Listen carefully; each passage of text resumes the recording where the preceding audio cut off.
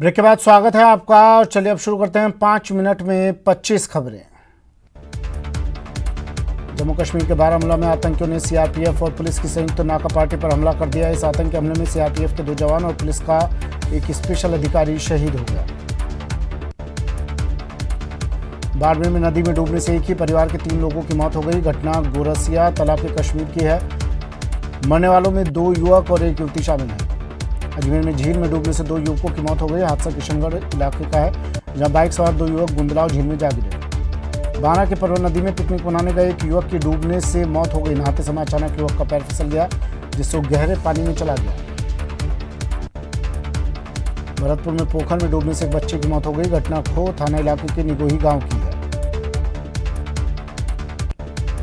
अलवर के सरिस्का अभ्यारण्य के ताल वृक्ष में नदी में बहने से लापता हुए बच्चे का शव मिल गया है। एनडीआरएफ की टीम ने करीब 2 घंटे के सर्च ऑपरेशन के बाद 12 साल के बच्चे का शव को नदी से बाहर निकाल लिया।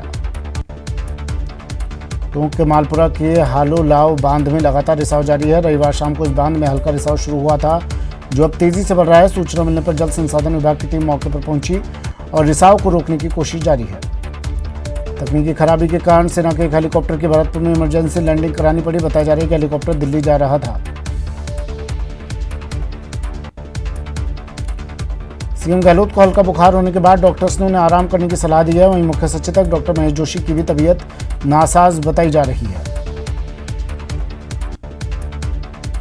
मुख्यमंत्री अशोक गहलोत आज कोटा को विकास कार्यों की सौगात देंगे। मुख्यमंत्री शाम 5 बजे स्मार्ट सिटी के तहत चल रहे 1500 करोड़ रुपए के विकास कार्यों का ऑनलाइन शिलान्यास करेंगे।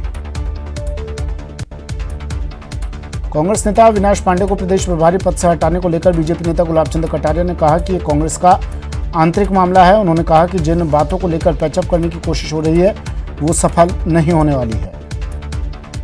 जोधपुर के देचू में 11 पाक हिंदू विस्थापितों की खुदकुशी के बाद केंद्रीय जल शक्ति मंत्री और बीजेपी प्रदेशाध्यक्ष सतीश पूनिया ने घटनास्थल का दौरा किया। उन्होंने मृतकों के परिजनों से मुलाकात की और संवेदना जताई। दोनों नेताओं ने घटना को दुखद बताते हुए मामले की निष्पक्ष जांच की मांग की। कोरोना संकट के बीच आज जयपुर में राजस्थान क्रिकेट एसोसिएशन की अहम बैठक होगी। ईसी नए स्टेडियम से जुड़े मुद्दों पर मंथन के साथ भविष्य में क्रिकेट मैचों की संभावनाओं पर मंथन करेगी। भरतपुर के गदरवास गांव में शादी समारोह के दौरान डीजे बजा रहे एक युवक की गोली लगने से मौत हो गई। घटना से इलाके में सनसनी फैल गई।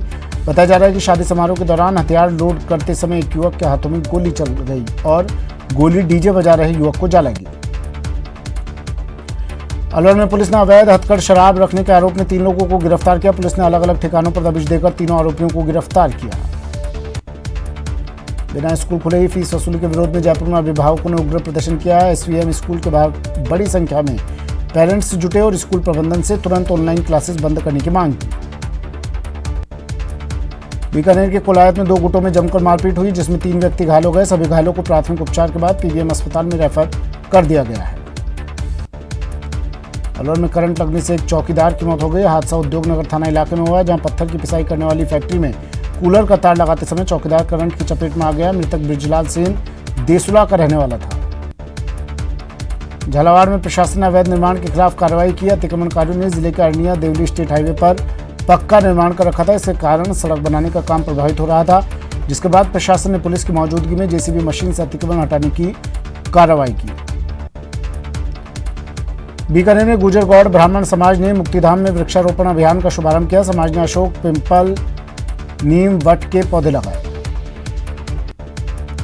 देश में कोरोना वायरस की रफ्तार थमने का नाम नहीं ले रही। देश में बीते 24 घंटे में कोरोना के 57,981 नए केस सामने आए हैं। पिछले 24 घंटों में 57,584 लोगों ने कोरोना को मात दी, जिसके बाद देश में ठीक हुए मरीजों की संख्या 19,19,000 के पार पहुंच गई। कोरोना से पिछले 24 घंटे में 941 लोगों की मौत हो गई, जिसके बाद कोरोना से होने वाली मौत का आंकड़ा 50,921 तक पहुंच गया। राजस्थान में भी महामारी के आंकड़ों में तेजी के साथ इजाफा हो रहा है। मरोधरा में आज 693 नए पॉजिटिव केस सामने आए। प्रदेश में संक्रमितों का आंकड़ा करीब 62,000 हो गया।